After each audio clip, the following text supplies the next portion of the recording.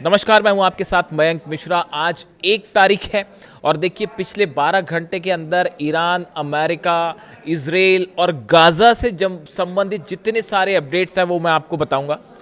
देखिए, एक सवाल बार बार मुझसे पूछा जा रहा है कि गज़ा को लेकर जो हमास और इजराइल के बीच में ये जो डील की खबरें हैं, डिसआर्मामेंट की खबरें हैं, इसकी हकीकत क्या है और इसके बारे में आप क्या सोचते हैं और ईरान की इसमें क्या भूमिका होगी। देखिए, इस वीडियो में मैं क्या समझ पा रहा हूँ इस पूरी डील को लेकर, हम इसकी चर्चा करेंगे और एक बहुत बड़ी खबर भी आपको बताएंगे। देखिए, जिस तरह से डोनाल्ड ट्रंप ने ये दावे किए और सब तरफ आप देखें, पूरे मिडिल ईस्ट में, यूरोप में जो है इस खबर की चर्चा है कि अब जो है हमास शांति समझौते के लिए तैयार हो गया है और अपने हथियार छोड़ने के लिए तैयार हो गया और जल्दी डील हो जाएगी। इस तरह की बात डोनाल्ड ट्रंप ने भी दावा किया है कि उन्होंने इजराइल और हमास के बीच शांति समझौता करा दिया है और हमास अपने हथियार छोड़ने को तैयार हो गया और डील के तहत गाज़ा में एक नया प्रशासन बनेगा और इजरायली सेना पीछे हटेगी। इस तरह की सब खबरें आपने देख ली, पिछले 24 घंटे से चल रही हैं। हालांकि मैं ये भी बताऊं आपको, इन खबरों की चर्चा इसलिए है क्योंकि ईरान ने वो मार मारी जॉर्डन में, बहरीन में, कुवैत में, सऊदी में कि अचानक से गाज़ा डील करना पड़ गया। वो एक अलग बात है। लेकिन अब देखिए, जो खबर आ रही है उसके मुताबिक ईरान की एंट्री हो गई है गाज़ा में। बिल्कुल ठीक सुन रहे हैं आप। ईरान के इस पूरे अप्रोच जो है गज़ा को लेकर और हमास को लेकर, ईरान की तरफ से बड़ी वार्निंग्स दी गई हैं, हमास को चेतावनी दी गई है और बल्कि सोर्सेस तो ये भी बता रहे हैं कि ईरान ने हमास को कह दिया है कि ट्रंप के साथ कोई डील मत करिए, हमास की इजराइल के साथ डील समझौता नहीं होना चाहिए। ईरान इस समझौते के पक्ष में नहीं है। तमाम अखबारों ने इस तरह से जो है इनपुट देने शुरू कर दिए हैं। अब सवाल ये है, देखिए, इसको लेकर जो तमाम खबरें हैं उसको लेकर क्या चर्चाएं हैं, हम एक बार उस पर नज़र डालें। ट्रंप के मुताबिक उनके बोर्ड ऑफ पीस की मध्यस्थता में हमास और गाज़ा के सशस्त्र संगठनों के डिसआर्मामेंट पर समझौता हुआ है। योजना यह है कि जैसे जैसे हमास हथियार छोड़ेगा वैसे वैसे इजरायली सेना गाज़ा से पीछे हटेगी और वहाँ एक नया फिलिस्तीनी प्रशासन जिम्मेदारी संभालेगा। अब ये है कि जैसे जैसे गज़ा जो है वो गज़ा में हमास अपने हथियार छोड़ने शुरू करेगा वैसे वैसे इजराइल की सेना पीछे हटेगी। अब इन सब को लेकर ईरान की तरफ से ये कहा गया है, जो एक्सियोस के हवाले से भी ये खबर है वो बताऊं मैं आपको। Senior IRGC official urged member of a Hamas delegation to reject the proposed disarmament agreement during a recent visit to Iran. Iran ने हमास से कहा है कि ये जो डिसआर्मामेंट का समझौता है इसको रिजेक्ट कर लीजिए, इसको मत मानिए। ट्रंप धोखा करेगा, नेतन्याहू धोखा करेगा। और जो ईरान डील के साथ धोखेबाजी लगातार करता रहा है अमेरिका और इजराइल, ये कहना ईरान का है, बिल्कुल वैसा ही धोखा गाज़ा में हमास के साथ होने जा रहा है। ये कहना है ईरान का। ईरान की तरफ से वार्निंग दी गई है कि अगर आप हथियार छोड़ लेंगे उसके बाद क्या अप्रोच होगा नेतन्याहू का, कोई नहीं जानता। क्या ये ग्रेटर इजराइल बनाने की साजिश है? ये चेतावनियां दी गई हैं ईरान की तरफ से हमास को और सावधान रहने को कहा गया है। देखिए, 5 मुद्दे ऐसे हैं, अगर हम सबकी छोटे में जिक्र करें कि ये जो 5 मुद्दे हैं जहां पर ये डील क्यों फेल हो सकती है और क्यों सक्सेसफुल नहीं हो पाएगी, इसकी बड़ी वजह है। देखिए, सबसे बड़ी इसकी जो वजह है, इजराइल ने अब तक इस समझौते का सार्वजनिक रूप से समर्थन नहीं किया है। देखिए, इस तरह की खबरें आपने सुन ली होंगी तमाम जगह कि हमास जो है वो एक ब्रॉडर रूप से अपने हथियार छोड़ने के लिए राज़ी है, डिसआर्मामेंट को राज़ी हो गया है। इस तरह की आपने तमाम खबरें सुनी होगी, अलग अलग आई हैं। लेकिन जो इसकी समझौते की जो शर्तें हैं, इसको लेके इजराइल ने अभी जो है एक हामी नहीं भरी है।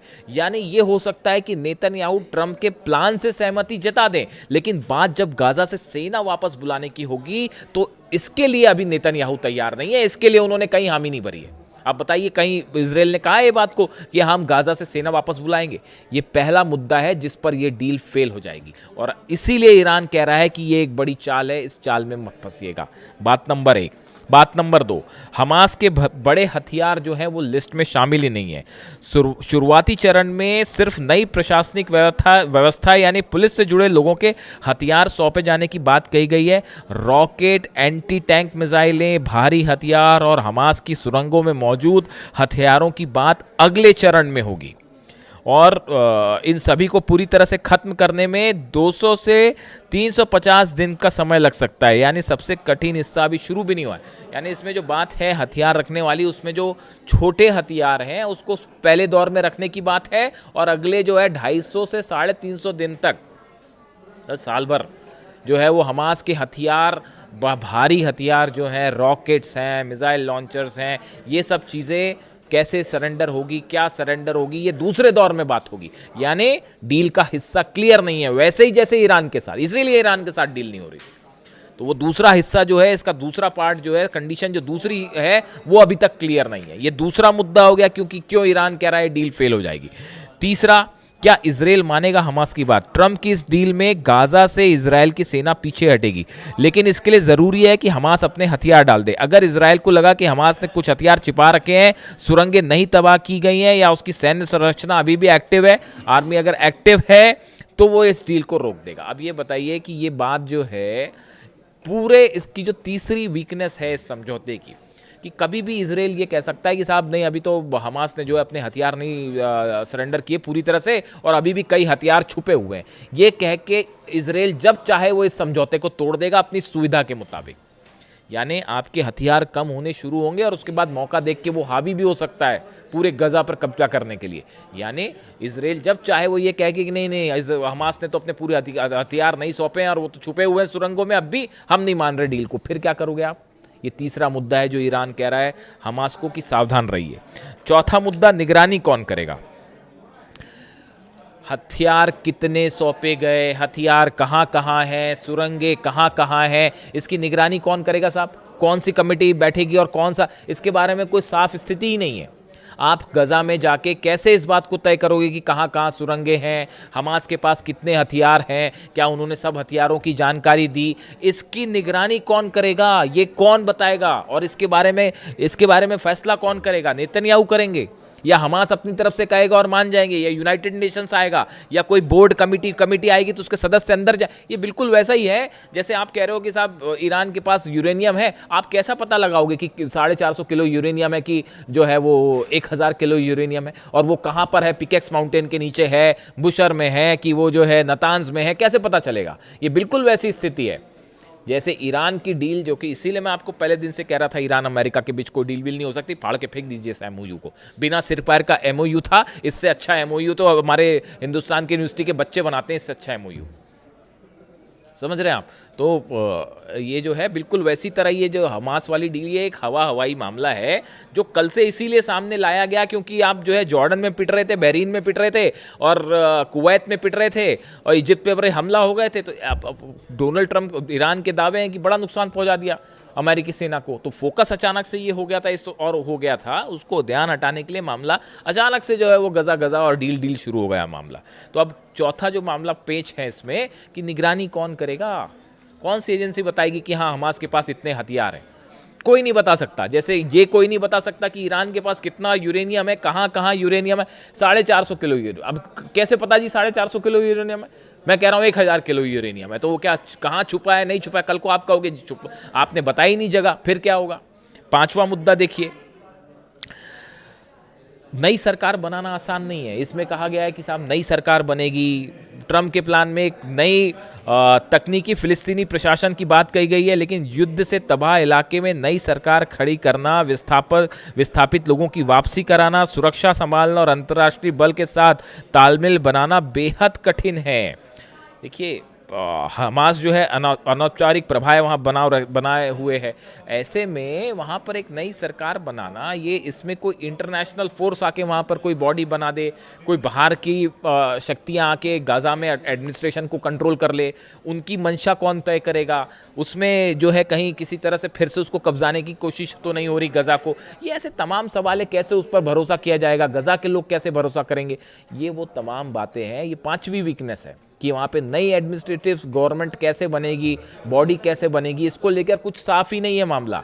ये 5 मुद्दे हैं जिसमें ऐसा लगता है कि ये डील ज़्यादा अगर सफल नहीं हो पाएगी पहली तौर पे, दूसरी बात अगर चलती भी है ज़्यादा तो टिक नहीं पाएगी, और इसमें जो है अपनी सुविधा के मुताबिक जब नेतन्याहू चाहेगा वो इस डील को तोड़ देगा। लेबनान पर लगातार हमले हो रहे हैं, कल इस डील की पूरी चर्चा होती रही सब जगह। आप देखिए पूरे अरब देशों के अखबार उठा के देखिए, सब जगह यही चर्चा, अमेरिका में, यूरोप में, कि हमास की डील, हमास की डील, हमास तैयार, हमास तैयार, ये चर्चा चल रही है। और दूसरी तरफ जो है वो 4 फिलिस्तीनी बच्चों पर हमले हो रहे हैं, 11 लोगों पर हमले हुए, 4 बच्चे शामिल हैं, फिलिस्तीन पे ही हमले हुए इजराइल के। फिर काय की डील? लेबनान में आप देखिए, जैसे ही नेतन्याहू ट्रंप से मिले हैं उसके बाद लेबनान में, दक्षिणी लेबनान में जबरदस्त हमले शुरू कर दिए इजराइल ने। क्या मतलब इस बात का? ईरान बार बार कह रहा है कि लेबनान पर जब तक हमला नहीं होगा हम कोई बात नहीं करेंगे। फिर नेतन्याहू ने क्यों हमले शुरू किए लेबनान में? इजराइल के आर्मी चीफ क्यों कह रहे हैं कि लेबनान से हम वापस नहीं आएंगे? तो वो कैसे मान जाएंगे? जब लेबनान से वापस नहीं आएंगे तो गजा से वापस आने के लिए कैसे मान जाएंगे? बड़ी साधारण सी बात है साहब। देखिए अली खामेनी साहब का यही विजन था, यही उनका विजन था, इसीलिए वो जानते थे कि अमेरिका के साथ कोई डील करने का मतलब नहीं है। और यही अहमद वाहिदी साहब समझा रहे हैं, यही मुस्तफा खामेनी जो हार्ड लाइनर्स हैं ईरान के, वो यही मान के चलते हैं, जो रास्ता अली खामेनी साहब ने दिखाया कि भैया इनकी नीयत पर विश्वास ही नहीं किया जा सकता। यही बात अली खामेनी साहब कहते थे, इसलिए उन्होंने डील वील के चक्कर में पड़े नहीं, और इसीलिए वो 30 साल तक वहाँ पर उन्होंने शासन भी किया। आप क्या सोच रहे हैं, ये क्या कोशिश हो रही है? जो सऊदी, ये 14 देशों की सेना बनाने की बातें चल रही है, ये क्या कोशिश है? ये क्या लाल सागर के लिए ये सेना बनाई जा रही है? ये सेना बनाई जा रही है ईरान के अगेंस्ट। देखिए अगर इस तरह की कोई बात वाकई आगे बढ़ गई, हालांकि मेरे को डाउट है इस बात का कि ये सेना भी बन पाएगी, है ना, वो सेना भी बन पाएगी, ये भी बड़ा मुश्किल मामला है। लेकिन अगर बन भी जाती है तो इसका जो मकसद है वो ईरान के खिलाफ है। सऊदी और ईरान को आपस में भिड़ाना, फूट डालो राज करो अंग्रेज जो करते थे, यही कई एक्सपर्ट मानते हैं कि अंग्रेजों ने हिंदुस्तान में जो फूट डालो राज करो की नीति अपनाई, वही अमेरिका पूरे मिडिल ईस्ट में करता है। कि खुद तो देखिए आप हरा नहीं पाए ईरान को, ईरान भारी पड़ गया, सब मिल मुला के भी जो है कुछ नहीं कर पाए ईरान का। ठीक है, कैजुअलिटी हुई है, भयंकर नुकसान हुआ है, ईरान ने उसकी कीमत चुकाई है, अपनी स्वतंत्रता, अपनी आज़ादी, अपने आत्मसम्मान की कीमत अपना खून देकर चुकाई है ईरान ने। अली खामेनी साहब ने शहीद होना पसंद था, उनको झुकना पसंद नहीं था। ये उनका ईरान है, ये ईरान का डीएनए, और ये ईरान इससे कभी नहीं हटेगा, आप चाहे कुछ कर लीजिए। विदेश नीति में अमेरिका हारा है, ट्रंप हारा है, ईरान, अमेरिका की सेना हारी है। अब इसमें तमाम दुनिया भर के एक्सपर्ट्स अब ये मान के चल चुके हैं, अमेरिका के सीनेटर, कांग्रेसमैन खुद ये मान के चल चुके हैं कि ईरान मिशन फेल हो गया, कुछ नहीं कर पाया आप वहाँ पे। तो अब क्या तरीका है? तो अब तरीका ये है कि अरब को ईरान से लड़ा दो, ये सब देशों को ईरान के खिलाफ कर दो।